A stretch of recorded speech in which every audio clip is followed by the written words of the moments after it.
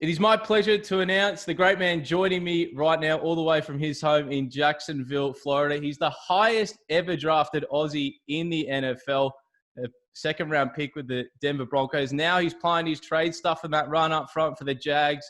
Let's welcome my man, Adam Gotsis. How you doing, Pat? How are you, mate? Thanks for having me, man. No, I appreciate it, big dog. How's everything going down there in Jacksonville at the moment, man?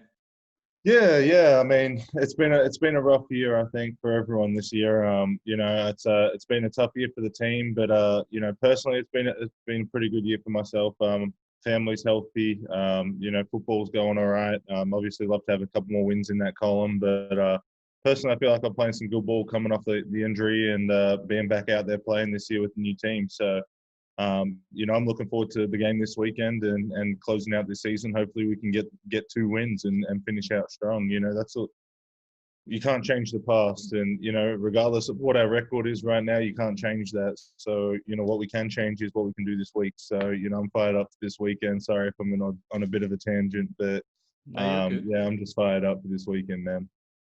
So what's it like in the locker room at the moment, AG? So you mentioned obviously like the record isn't great right now, but what's the feel like in the locker room? Yeah, I think it's surprising because when I was in Denver and the record wasn't great, it was a bit more hostile. I feel like the locker room, and maybe that was just because they had come off the Super Bowl, the year after I got there. So you obviously have different expectations from the team, etc. I think. But I also think everyone should have the expectation of reaching the Super Bowl. I think that's what we as players should aspire to be Super Bowl champions, So, coming to Denver and coming to Jacksonville and kind of coming there off an injury, just coming straight into training camp, it was a whole different, kind of setup to joining the team. But, definitely a positive locker room, I'd have to say. These guys, they're a young group, they're fired up and we play hard. And that's the thing. You look at our games, we're losing by a couple points here and there. And, last week, the scoreboard doesn't reflect a lot of the play, unfortunately. But, we got guys that are playing out there, playing at a high level and playing hard and making plays out there. So, if you want to turn on the film and watch guys play hard, you can turn on our film and you'll still see guys play hard. So, it's a positive locker room. We're out there, we're working, we're putting in that work and we're trying to get a win. Just like every other team, it's week to week. And so when people hear athletes say that we're really trying this week to week, chuck on the film. I mean, I agree with you, first of all, but it seems like people on the outside, fans, maybe some media, just think that the teams are out there potentially to tank. Do you feel that that's ever been something you've seen in the NFL locker room at all, or even organizationally? Nah, never me as a player. I've never seen that. I'd be pretty disappointed in an organization if they were. You put everything in each year. It's like you don't just want to give up on it. I can understand from an organizational standpoint at times and stuff. Like, it might be that's the decision that they're trying to make. But, I mean, as a player, you never want to go out there and, let a team win or just be, And I think it's different if it's like, we're not making playoffs, for example. They want to put some young guys in there, get development, and you're calling it that. But those guys are actually going to be a part of the core next year. That's a different story. But if you just tank, I think that's a different thing where guys are just out there. You're not even practicing. You're not really caring. So, for me, I'm going to go out there. I'm going to play hard because at the end of the day, when teams are evaluating me as an individual, not as a Jaguar. They're going to turn on the film and just see what I'm doing out there and see if it, when you've lost 12 games straight, if you're still playing hard or if you're still doing your assignment, your technique, all that stuff. We're under a microscope, so you got to play that way at all times. Well, the film doesn't lie, does it?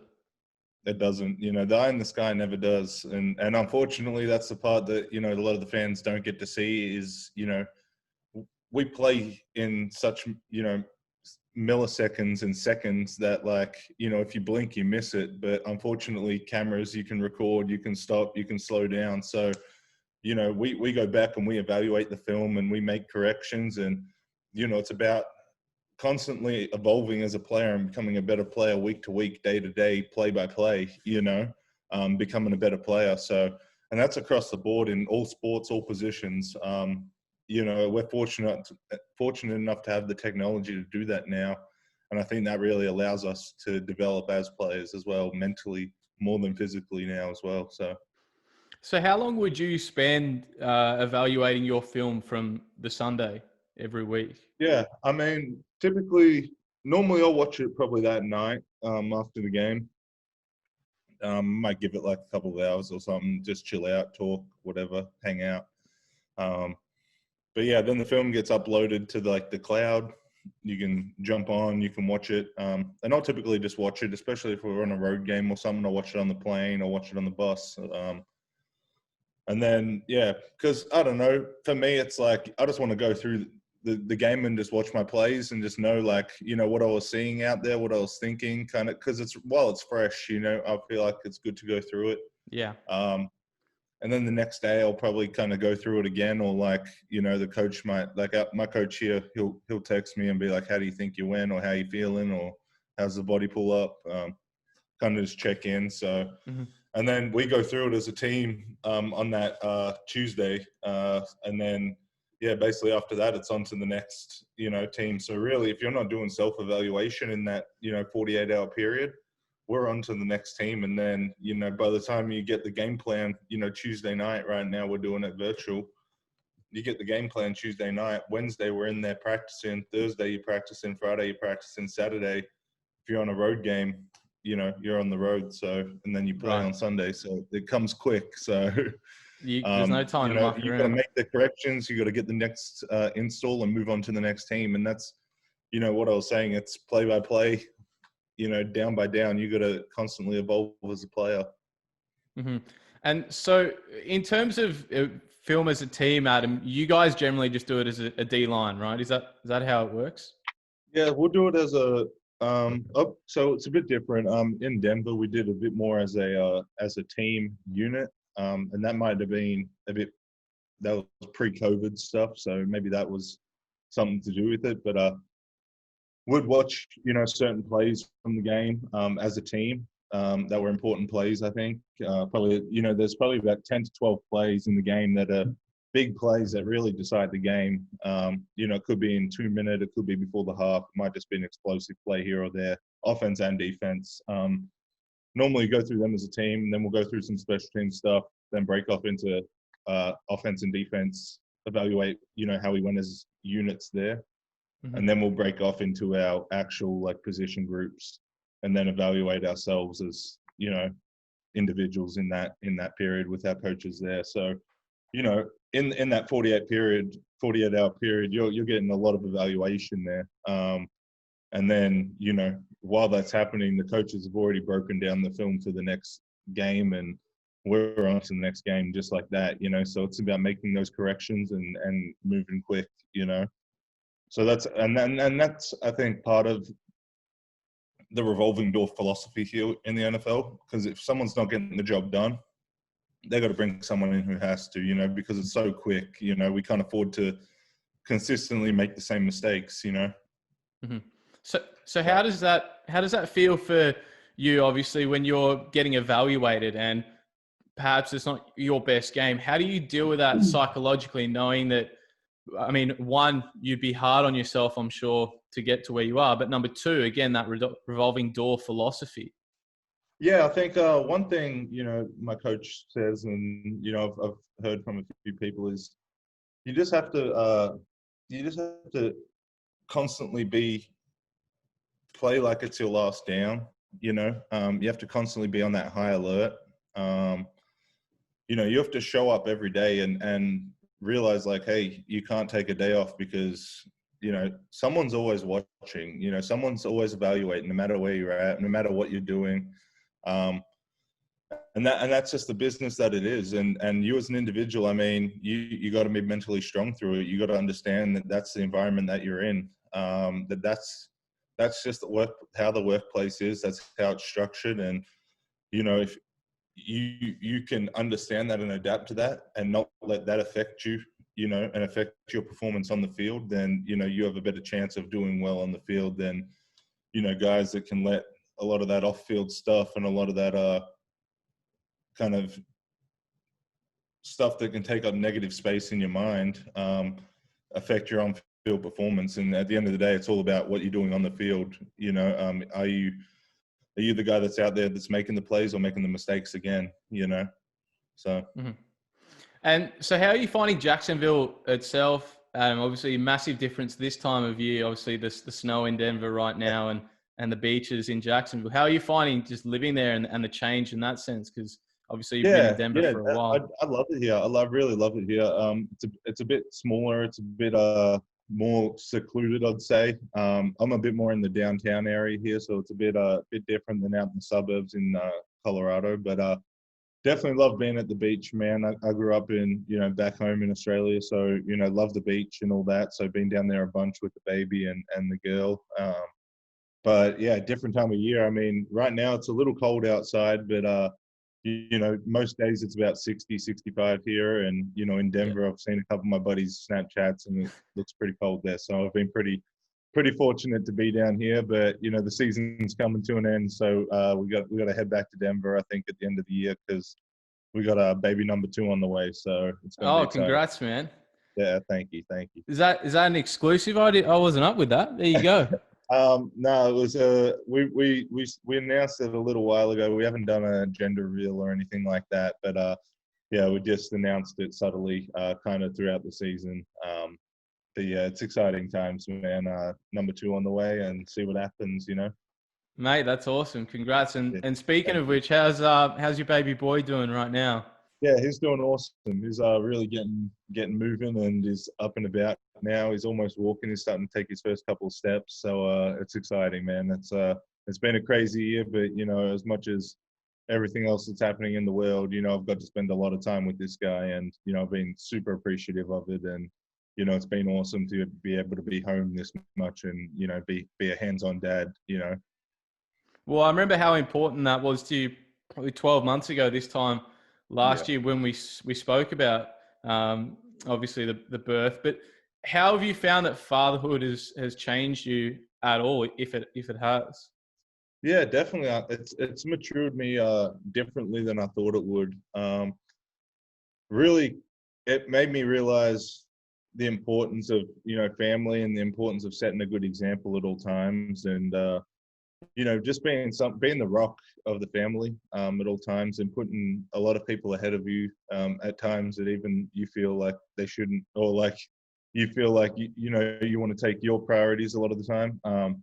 And that's just like, I think, part of being a dad. You understand that, you know, you're a big support system for the family, and you know, I love just being here, and you know, being here for him to wake up and jumping on my work meetings and having him, you know, next to me eating breakfast and stuff like that. So that's just some, you know, good memories that, you know, I'm able to make right now, you know, in a situation that isn't that great for, you know, the world as a whole. So Sure. you know, it's finding some of the positives in some of these bad situations. And yeah, it's just made me really grow as a man, and I don't know, just have a different perspective of life and who I want to be as a person, and who I want to grow up to be, and who I want him to grow up to be, and you know, live my life in kind of that way now. That's brilliant, man. And faith's obviously a big thing for you as well, isn't it? And I mean, especially given we'll get onto it, but what happened to you the back end of last year, and then with everything that's come on with COVID, that's a big part of your life, isn't it? Yeah, definitely. Yeah, faith has definitely played a big part in my life, especially in the last couple of years. I felt like, you know, coming through college and stuff, I had a pretty good you know, relationship with, you know, God and, you know, my beliefs and stuff. And then kind of going into my first few years in the league, I kind of lost that kind of relationship there, I'd say. And then yeah, really just struggled to find myself again, and I was going through some stuff, and yeah, you know, over the last year or two, really found that again. That's really bring me back to a place of happiness and joy. And you know, that's how me and my family choose to live our life, and who we believe in. And yeah, I think it's a good place for our family just to be together in those times, and reflect on our love for one another. And yeah, I think it's a strong point in our family. And I think, Yeah, for us, we like to go share that with like our family, and I think when you have a strong belief like that, you can't really you know beat that. And yeah, I mean, it's just helped my family be strong and be together, and it's guided me through a lot of problems and adversity through my life. What do you think, say in Australia with Australian sports, you don't hear many athletes ever talking about their faith or lack thereof, for example. But in the States, for instance, it's a lot more, I guess, accepted and less Yeah, perhaps even I don't taboo. know. I think, for me, it was always a strong piece of my childhood. I don't know. I'm from European descent. Maybe that's something. So my grandparents migrated to Australia, and then my parents were born there. So we've always been pretty close to the church, and my grandpa was pretty involved in the church and stuff. So I kind of grew up with that, and I that was something that I kind of noticed growing up in elementary school and high school and stuff like that. I noticed a lot of my friends don't go to church and stuff like that. Like they might go take communion or something like that, but Mm. it was very rare that they'd be in church where my grandma and stuff would be reading the Bible pretty often and things like that. So I kind of grew up in that side of things, and then coming to America, it was a bit more similar to that, kind of what I saw growing up, and then and even a bit more. I feel like they make it a very welcoming place for a lot of people to feel comfortable, and no matter what you believe in, no matter who you are, whatever you do, things like that, it's always a place where you can seek comfort, seek guidance, and stuff like that, and it's a very welcoming place. And I think.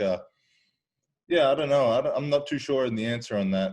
Why it's so different in Australia and things like that. And I think I'm not sure if it's like something that happened a while back, and it was kind of like looked down on or something like that, or Yeah. it just hasn't been that big of a part yet. But I think it's slowly coming. I think we're seeing a lot of athletes seeking that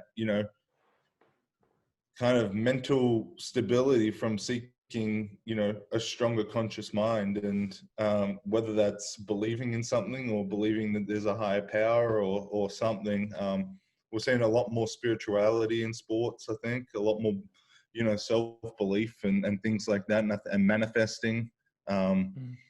So yeah, I don't really know. I don't know if that has to do with a belief in God, or just belief in a higher power, or belief in yourself. And yeah, I think we're slowly starting to see it a bit more. But I think in America here, it's a bit different. I think a lot of the schools they still have a big kind of religion program in them, where I think in Australia that's kind of being pushed out of a lot of schools. And Mhm. when I was kind of growing up in elementary school, I remember we had a little bit of that, but not really. So yeah, Mhm. I'm not too sure. No, that's cool. And what's it like being in Florida as a cultural shift compared to, Australia or even Denver? Is it any different to Colorado at all? Yeah, definitely, definitely. I mean, when I first came over to the States, I was in Atlanta, Georgia, and Hmm. coming to that southern, culture down there, that hospitality down there, it was a big culture shock for me. It's a lot of people, a lot of different cultures there, and just a lot of different upbringings and different areas. And I mean, the cities are so big here and have so many people that like you're getting people from all sorts of backgrounds and upbringings, and it's like, how has this person lived here this whole time and never been over here or like interacted with people like this and stuff? And there was a bit more culture shock in that respect. But I'd say it's more similar to Atlanta, how it was there, similar in the South here. I think it's only a couple of hours away. So, I'm pretty used to this Southern hospitality down here, and I've got a few friends from Florida. So I kind of know that the Florida vibe a bit. So I like it down here. And then Denver, it was a whole different, part of the country, whole different vibe. Right. The Midwest, it's a different type of hospitality in itself. That not to say that they're not welcoming and it's not great there. I absolutely loved it in the Midwest, and I made a lot of friends there, and met a lot of people there that I'm going to have for a lifelong friendship with. But Yeah, I think it's a bit more of a slower pace, a bit more of the open plains, mountain ranges, stuff like that. So it's a bit more the country style, and Yeah. that in itself is a whole different experience. So I'll be back out there this off season. I like it out there during and doing some of that stuff just because it's a different, different experience, different type of peace of mind that you can get out there. So yeah, I Mhm. love it. But yeah, I enjoy it down here in Jacksonville too. You can't beat the beach. Yeah. No, you can't whatsoever. And Yeah. speaking of Jacksonville, man, you're doing really well on field. I mean, we should have got this should have been the headliner, but you're doing really fantastic job, particularly stuff in the run at the moment. How are you seeing your season so far? Yeah, I feel like I've had a pretty good year bouncing back. Again, off the injury. It was a short turnaround. I had surgery, late last year. I think it was the week before Christmas, actually. So really, it's like been a year since surgery. This week or last week it was. So it's pretty crazy how fast time flies when you think about that and how much we've done, how much I've done in between, and how much for my family and stuff, and the world in general. I think when I had surgery, it was pre-COVID, so it's Yeah, pretty crazy. Um, but yeah, I think I've had a decent year. Obviously, I'm gonna probably be my hardest critic. Um, sure. but yeah, obviously, I always think I can play better, and wish I could have done more here and there. But yeah, I feel like I played solid against the run. I think there's been some plays out there I wish I could have again, but I would have loved to get in the pass rush a bit more this year. Hopefully, these last couple of games I can get out there and get a bit more pass rush going. But yeah, it's just been a tough year. I know it's hard to get sacks and rush the passer when you're not really winning games, and teams are just running the ball on you a lot. So it's really hard to get after the passer in those situations. But I think personally as a player, I'd always like to improve on that. But I think it was a good year coming back, and just excited for this off season and the year coming. Excited to see where I'm going to be, whether I'm going to be here in Jacksonville again or somewhere else. Yeah, well, because that's the thing, isn't it? It was only a 1 year deal this year with Jacksonville, so a bit of a prove it deal. But it seems from talking to you this time last year before the deal went through that that's all you wanted, right? Yeah, yeah, definitely. I think that's all you can ask for is an opportunity, and then it's what you do with it. And the money's obviously nice, and whatever you can get is what you can get. But for me personally, I definitely just want to be out there playing football, and whether that's here in Jacksonville or wherever it is. I think I bring a lot of good qualities to a team. I think I'm a good leader. I think I'm a guy that's accountable, responsible. A guy that's going to be out there doing his job and working hard. And um, as I said, I think I'm one of the good run defenders in the league. Trying to be one of the great ones, and then I need to improve on my pass rush, and hopefully I can get that going and get in the backfield a bit more. And I think if I can do that, then there's no saying what my future holds for me in the NFL. But as of now, it's all open, and I'm excited for free agency at the end of this year, and I'm excited just to finish this year out as a Jag and playing some of my best football still. As again, hopefully this off season I can have a full off season injury free, and I can just go attack the weak parts in my game that I think I need to improve on, and really come back next year and have like that year that I've been kind of looking for. Hmm. Well, because even this year, I think at one point, I think it was very recently that you were fifth in terms of run stop percentage, according to Yeah, PFF. yeah, So alongside TJ Watt as well. So I mean, obviously you're in high company right yeah, there. Yeah. yeah. I think those guys are some really good players, and I think to be even mentioned with some of those names, it's obviously you're doing something right on the field. So I'm hoping that I can just put in the work this off season. That's all it takes is what you're willing to sacrifice and what you're willing to put in, and when you figure that out, hopefully you get some good results. So excited. See what happens. Yeah. So in terms of this pass rush ability, Adam, obviously run stopping is what you've been known for. But do you think that starting your career alongside the Von Millers and I think DeMarcus Ware, did you cross paths with him, didn't you, last year in Denver as well? Those guys, especially at the start of your career, do you feel like that impacted that pass rush, I guess, opportunities early on? Yeah, it was weird because in college I went from a 4-3-3 technique, defensive lineman to and we were a lot more attacking, and then when I got drafted to Denver, we were a lot more read technique, and then basically I was only used in like rundown situations. So, my first 2 years there, because when we got to a third down situation, we had like pass rush packages, so would have like three outside linebackers on the field, and then we also had Derek Wolfe for defensive lineman. Great, one of the probably going to the Pro Bowl this year as a defensive lineman.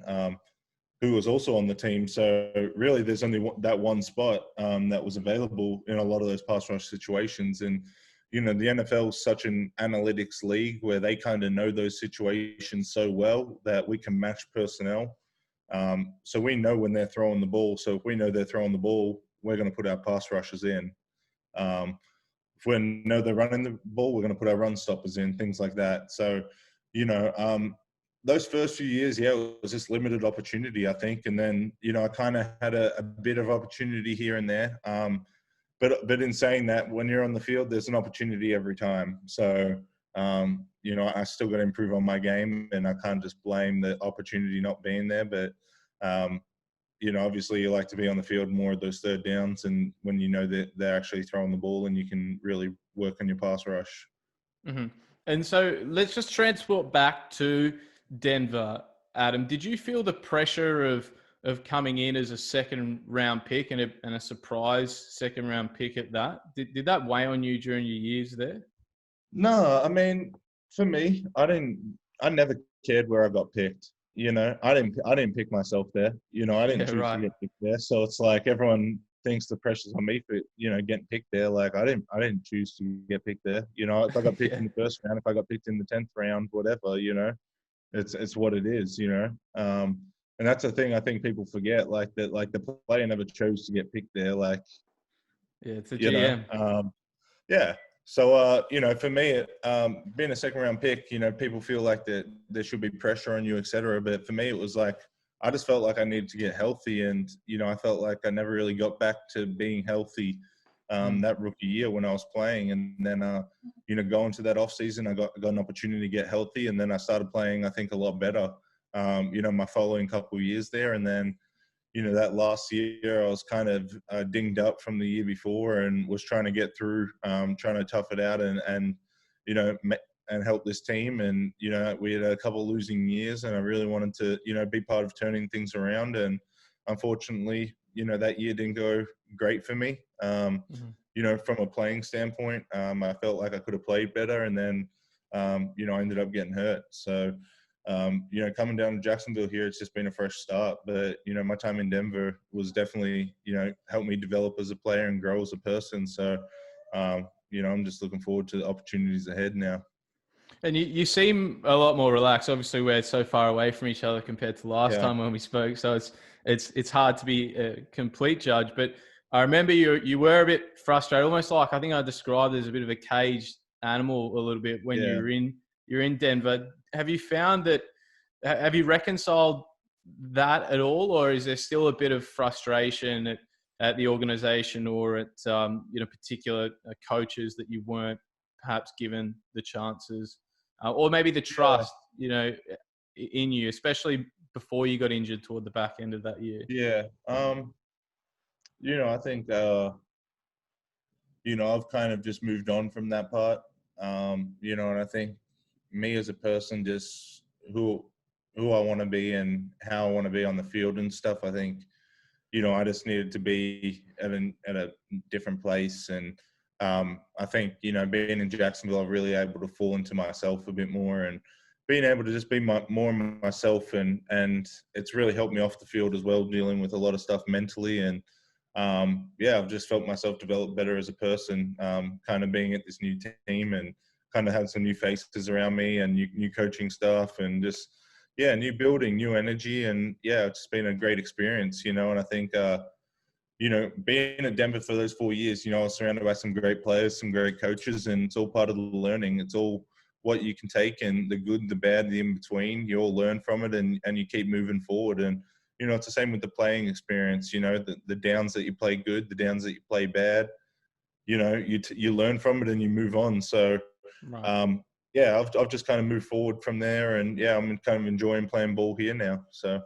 And so when you say that you're able to now be a bit more of your true self, is that within the locker room itself, or what do you mean Yeah, by that? I think on the locker room, out on the field a bit more as well, and then again, it's just the dynamic of the team. You're in a whole different team. You're kind of doing the same stuff, and now I'm like a fifth-year guy here, and I think we're one of the youngest teams in the NFL, if not the youngest in the NFL. Right. So a lot of guys are looking at me like, this guy's played a lot of football. I think I've played over a couple thousand snaps now of NFL football. So I've obviously got a lot of playing experience, a lot of little tips that I can pass on to these young guys and just help them out with. And I think kind of being in that role and looked at differently and valued differently in the organization can kind of change who you are in the organization.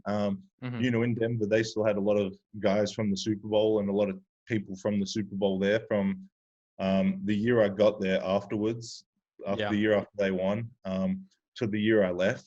So, a lot of those people that had won that Super Bowl had a certain image of like how the team should be run, I think. And, you try and obviously get back to that image and how that all worked and stuff. But you've got different personnel, you've got different, personalities coming in and out the door. So, it has to be like a morphing ball that's constantly adapting, and I think throughout those 5 years, the way people viewed me and valued me, I don't think really changed much, even though what I was doing on the field might have been better or worse. I don't think they really gave me as a person a chance to like change much. We're here in Jacksonville. I feel like, this type of locker room, I can speak more freely to the coaches, to the players, and I'm just looked at differently and I'm valued differently. And I think for a person, I'm looked at differently, I'm talked to differently and stuff. So, it's a good place to be for myself. I enjoy it. And that's the thing, isn't it? That's like not people... to speak badly on the Denver organization. That could just be a personality thing and just a culture thing. And not everyone's a great fit everywhere, And I think, I handled it as a professional and I did what I had to do there as a professional, and they did what they had to do as an organization. And, there's no bad blood. I'd still go back to Denver in a heartbeat because, I'd love to play football, and I love to play football for whatever an organization wants me there, and that's how it should be, I think, if you love the game. So, they're a great organization. They obviously know how to win and do things right. So nothing to take from them at all. No, and as you say, I mean, again, when you do have some of those bigger names, the bigger personalities, players that are even more veteran than yourself, and then you have, I guess, the luster of the Super Bowl win still hanging over the franchise, it is a completely different feel to what you now have in Jacksonville. So I think, and there's pressure on the organization to go win another Super Bowl. I mean, you just won one, so there's pressure to keep going back there. And sometimes that pressure can overlook like little things like inside the building, what's really happening. Mm-hmm. Completely. And so, in terms of the locker room in Jacksonville, is it the same way? And since obviously in Denver, you would hang out with the D linemen and generally you hang out by position groups from what I saw there. Is that the same sort of feel? I'd say it's pretty similar for the most part. Again, like, I spend 95% of my time with in meetings with, 10 other guys. So, you better be close with those 10 because you're out on the field with them. They're lining up to your left and right. They need to know what you're doing. You got to know what they're doing. There has to be a trust somewhere, And I think if you don't have that trust kind of off the field, it's really hard to, it is really hard to trust a guy on the field, communicating, making sure he knows the game plan, making sure you know the game plan, things like that. So if you don't really trust the guy off the field, then I think it can really hurt you on the field. But again, that's why I think it's so important that those meetings, you have that group of 10 guys and, it's pretty similar, I think, across the board, across all teams. Mm-hmm. And this is just a random one that popped in my head while you were talking there. But have you ever forgotten a play or seen like a teammate forget the play and have no idea like what's going on? Like I've always wondered if that happens, and then what do you do? Is it just you just play Yeah, football like yeah, backyard or? yeah, almost. I've definitely had a brain blip out there, and it's moving so fast. There's so many parts, and the communication is really at an all-time high. And especially when teams now they're going super fast and they're no Right. huddle, and you see a lot of that college kind of stuff coming over to the NFL. A lot of the time you'll be out there and it's in terms of the chess match. It's like we're trying to match what the offense is doing. So if the offense substitute, we're going to substitute. So then the offense, they're predicating a lot of things, and then basically it's like if we don't get a call in, you just got to line up. You kind of have an idea of some calls, but you obviously have, and then you obviously have a couple of hot calls where you've just got like if you kind of get a call in, hey, this is what we're lining up in, just line up in it. Mm-hmm. And that's kind of just what you go to. So you've got a couple just like of those backup calls, but you don't want to be in those situations too often, because if No. teams figure out what you're doing, they're gonna use that against you. And if in the game where 1 point's a win, you can't afford to give up anything. So yeah, it's not good when that happens. It's not good. You always feel bad for the guy out there, or if it's yourself, you feel like it's your job as well. It's your job. So as much as it's a game, it's you're hurting your team as well as yourself. So 100%. And so when you yeah, talk about things like you only need to lose by a point to lose, essentially, yeah, you guys have lost 4 games, I believe, under or 3 points and under, and then one against Green Bay by 4. So in another yeah. life, I mean, I know people are talking about Jacksonville at the moment having the number 1 pick, but in another life, could be A whole completely different different game. season. Yeah, it's a whole different ball game, and I think that's what I was saying kind of earlier. It comes down to those 10 to 12 plays, and did you win them? Did you lose them? And the game, as we've seen so many games this year, and as I think the last couple of years, you've seen teams that are down a couple scores rallying late, and the kickers now in the league can kick these 55-yard field goals like they're nothing. So Right. you can be down 10-14 with a couple minutes to go and pull it out. But yeah, unfortunately, we've just been on the wrong end. It's hard to win in the NFL, and if you can win those close games, then it's a whole different season. Unfortunately, we didn't. So it's you look at the record and you're disappointed. But again, some of those teams, they're playoff caliber teams, and we're right neck and neck with them. So that just shows if we execute and we play good football, we're right there with a lot of teams. And I think we need to add a couple pieces here and there, and that's I'm sure every team has to.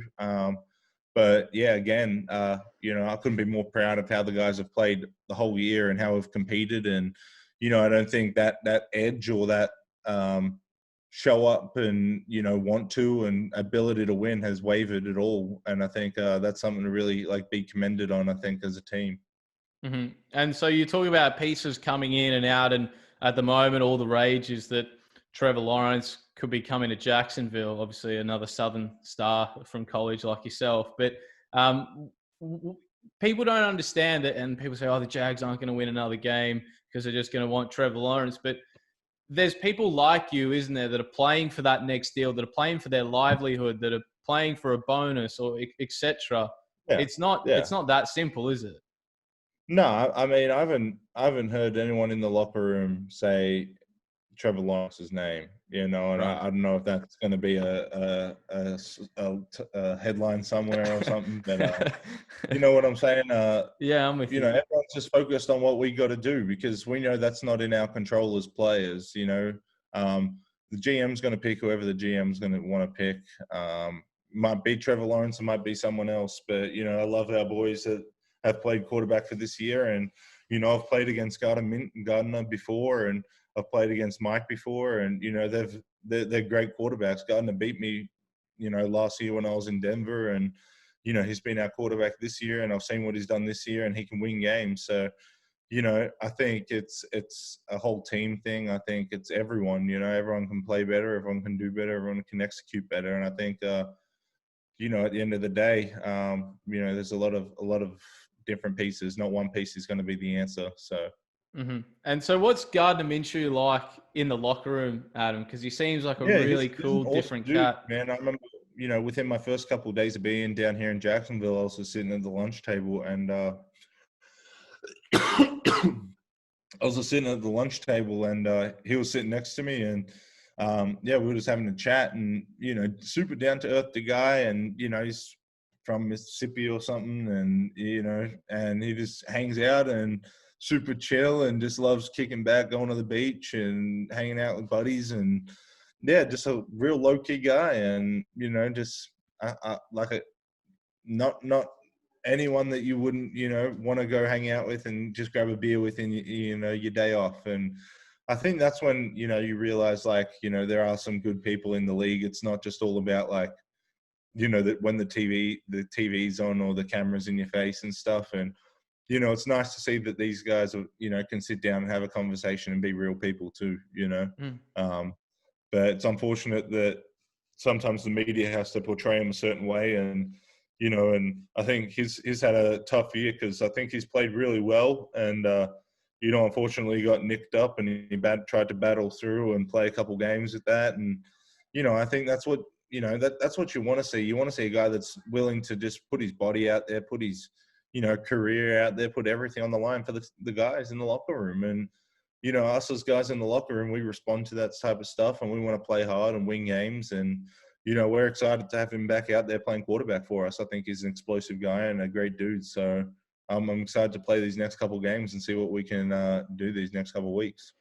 And with that, Adam, you talk about how Gardner's a pretty genuine dude. Is it quite common that in an NFL locker room that the players are, I guess, not as social? Like I think from an Australian perspective, people think that like in a football team, everyone, or not everyone, but a lot of people hang out socially. From what I've experienced and seen, it's not as perhaps as social in the league. Yeah, it's definitely not as social as it's probably perceived to be.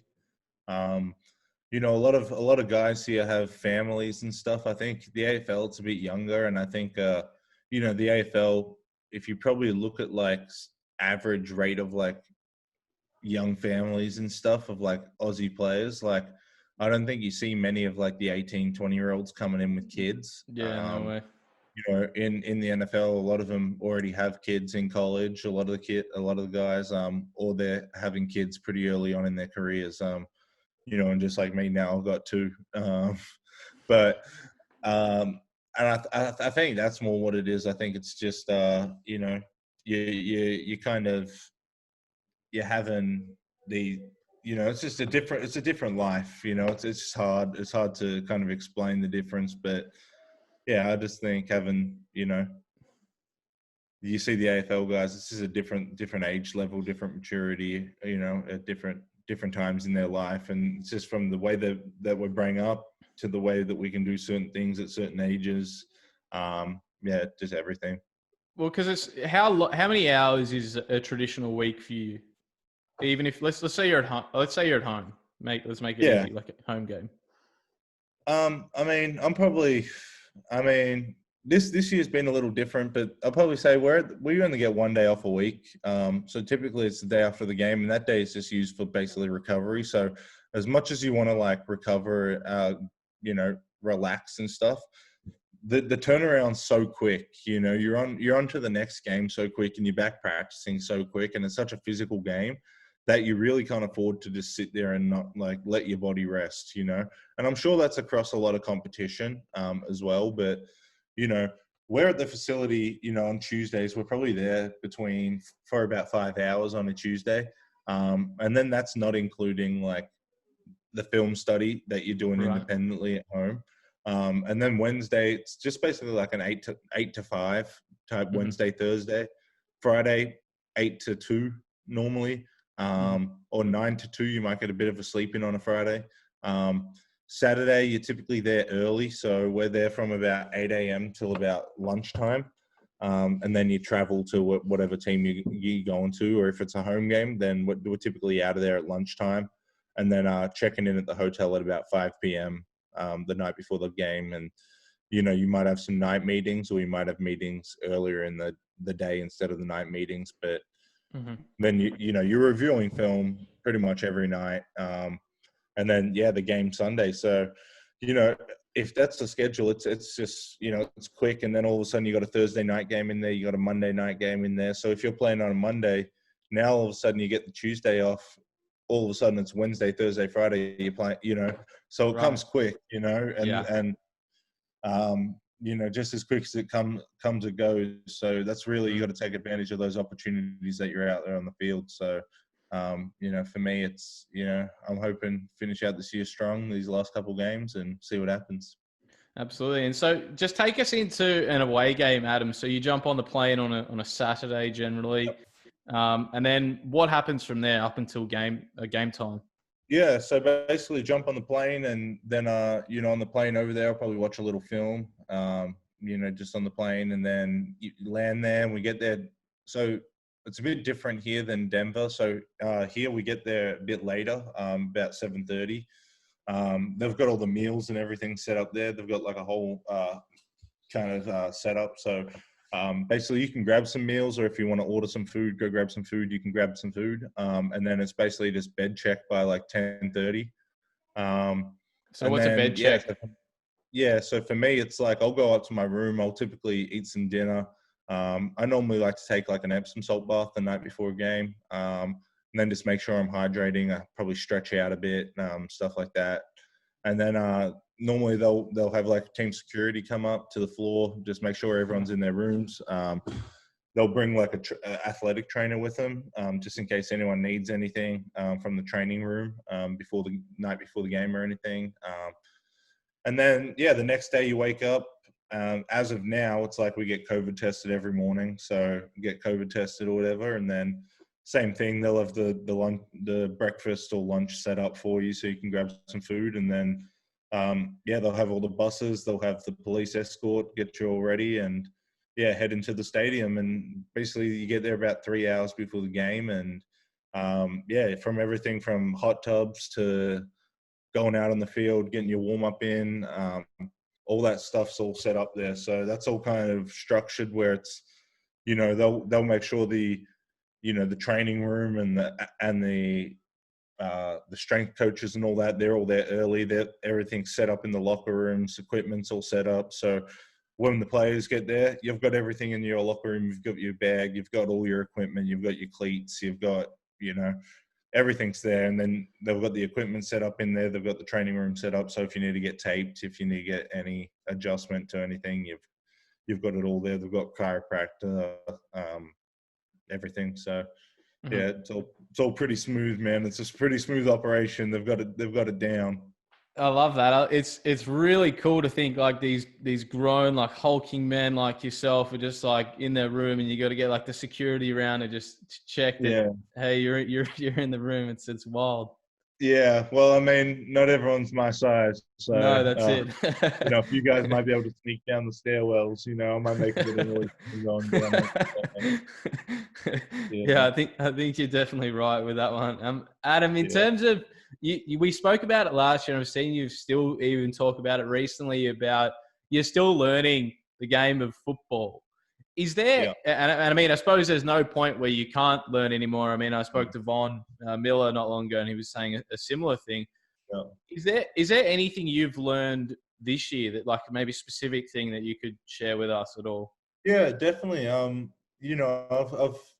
basically playing a whole new position. I've never played this position before. I think the last time I played this position, I was like 17 years old in Australia. So talk us through that a little more, if you can be a bit more specific. So, I was playing defensive tackle. So I was like an interior defensive lineman, and now I'm playing defensive end. So now I'm like an edge defender. That's kind of how we're like listed. So basically now my responsibilities have changed a bit more as like a player. So instead of being interior, where a lot more of like just playing the gap and, holding up linemen and things like that, now I'm more of like setting an edge, basically being the edge of the defense. So if they're trying to run the ball to my side, I'm basically trying to get it to cut back to the help.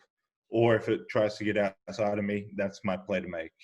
A lot of the time is what I'm doing now. So, Yeah, just different techniques and assignments as a player. So, this year it's been a whole new year of learning for me. A couple new defensive systems now I've been under. So this is another defensive coordinator that I've kind of had to be under. But I think as a player, the more you know and the more you can do, the more value you bring. So for me, it's been a great year of learning. And yeah, it's I don't want to get too technical into the stuff just because it might be a bit boring and take some time up. But That is yeah, good, man. I've definitely enjoyed the change in position, and I think it's suited me in a little bit. It's played to some of my strengths, I think, and then it's kind of had its weak spots in my game as well. I think as a pass rusher, I think I'm a better pass rusher interior. Mm-hmm. But as a run defender, I think I'm a better run defender on the edge. Not to say I can't do it inside, but I think I play better on the edge. Mm-hmm. And I think it suits like my body type a bit more. Mm-hmm. But that's just how I feel. And yeah, but I've really enjoyed football this year, man. I think as a player, I've just grown as a player. And as I was saying, I'm excited to get into an off season and just work on my craft. Not worry about like rehabbing my body, but just working on developing as a player and, coming back next year and having a killer year, 100%, man. And let's just talk quickly about some off-field stuff. I know you did the 96 toy drive for a Project 96 toy drive. Sorry. So That was 96 children in foster care. You wanted to help them out, make sure they had a present for Christmas. Yeah. That's right, isn't it? Yeah. You want to speak to that a little bit? Yeah, so it was this organization called One More Child down here in Jacksonville, and basically it just helps with foster children and children that don't have families. And yeah, I was wanting to do something, and I think it's been a tough year for a lot of people. And while a lot of people have just been worrying about their own stresses and kind of what they've got going on in their own families and stuff, I think it's important to just think about some of the people that don't have families and might be missing out on a little something this year. So. I just wanted to kind of throw something together a bit last minute. It's kind of hard to, get out and about in the community of a place when it's, kind of locked down everywhere and you're not really too sure, you can't really interact too much with the community just because, it can jeopardize the team and things like that. So it was tough to do it from afar, but, I was really happy that I was able to kind of get something going. And, we had a bunch of people get behind it and donate. And, I can't remember the full total, but I know we definitely got 96 plus to, all the kids there. And I think, hopefully they're wrapped with just receiving a bunch of toys, this Christmas in a time where, probably not a lot of people were thinking of them. So, it's just important for me and my family to kind of get that out there and try and get that done. So where does this, I guess, willingness to help come from, Adam? Because you are a really charitable guy, you're a really caring, loving guy. That's very obvious. But you've done similar things before, and then obviously most recently as well back here with Green and Gold Unite. What makes you want to extend yourself like this? Yeah, I think it's just the way I was raised. I think the way my parents raised me was always to take care of the people around you and people that might not be as well off as what you have or what you got. So no matter where you are or what you got going on, I think it's always important to help those around you in need and to always just try and bring someone along with you, no matter what you're doing. And I'm fortunately in a position where I've worked myself into a place where I can help some people, whether it's financially or just mentally, or being just a presence in their life or a voice that they might just need to hear from or see or something, or something. So I just try to be out there and just be a presence and use my platform and use some of the values and morals that I stand for to help guide some people that might be lost in some of those thoughts themselves. So whether it's they can look at my experiences and learn from them, or whether it's they just want to learn from me as a person, and they might think that some of the things that I believe in and I follow are cool and they agree with. So I think that's just part of trying to be a good human and just give back to the communities and the people around you. And I think whatever team I'm on and wherever I end up, I think that's going to be a big part of my life. I think just being involved in that community. And I think that's what I think in the world. I think in workplaces, I think everywhere, people should just try and be the best person they can be for the people around them, and just try and do that. So try to help No, out. that's brilliant, man. And you really are an inspiration in a lot of ways, and particularly in that one, the way that you put yourself forward. I know a lot of people are really touched by what you're doing, and to even see it from afar, mate, it's, you know, it's really, really a I privilege appreciate to it, even be man. able to. Thank you. No, Thank you. I you're good, man. appreciate it. No, all right. Let's go one final thing, man. I don't want to hold you up too much, but rep us that shirt a little bit. Show us what we got Yeah, going on there. we Okay. Adam Yeah. Gotsis brand. So yeah, just came out with that this year. So just came out just before Christmas. I'll get you on the camera there. There we go. Yeah, I just wanted to kind of start building my brand a bit. You know, I know I've got a lot of support back home and a lot of support here, and you know, I think, you know, especially when I'm giving into a lot of these communities and being in a lot of these communities, I want to kind of have people following me and be people to be a representative of me in these communities. So, you know, if you want to jump behind the brand, you can head to adamgotsis.com, order yourself t-shirts, hoodies, cutoff, track pants, whatever. It's all on there. And again, yeah, it's just basically just trying to build my brand. And yeah, a lot of this stuff goes into a lot of the stuff that I do in the community. So a lot of the money that I make off these shirts is going to go into me funding, you know, just future projects that I want to do, and future fundraisers and things like that. So yeah, basically it's just a way to get the community involved and supporting the brand, and just knowing that they're putting it behind someone that's giving back to the community. Well, that's it. And there's clothes for people size like me as well. They're not all just Yeah, your size. There's sizes from small, I think, all the way through double XL, and yeah, it's definitely a comfortable fit. You can work out in it. You can just wear it casually. But again, yeah, it's just, you know, I just wanted a place that people can feel comfortable, where they can buy a t-shirt, they can rep someone they know, someone who, you know, hopefully is making a good impact on their life and in the community that they're proud of. And yeah, I'm just excited to kind of get this out there and get some people in it. So I'll have to send you over a shirt, man, for sure. I appreciate that, man. And it's adamgotsisbrand.com. That's it, yeah? Yeah, And adamgotsisbrand.com. and it's on you can find it on your Instagram, Yep. on all that Everything. thing as well. Yep, you can follow it on my Instagram, Twitter, all that stuff. And yeah, jump on there, grab yourself a shirt, post a picture of it. I'll repost you on the Instagram, and yeah, it'll be awesome. You know, all that stuff just goes back into the community again. So I'd appreciate any support, guys. And again, like, just head to the website, buy a shirt, jump on it. That's it. Well, everyone, let's thank the great man, Adam Gotsis, for joining us all the way from Jacksonville. What a pleasure, my man. And I really appreciate you stopping by. Appreciate it, man. Thank you. Thank you.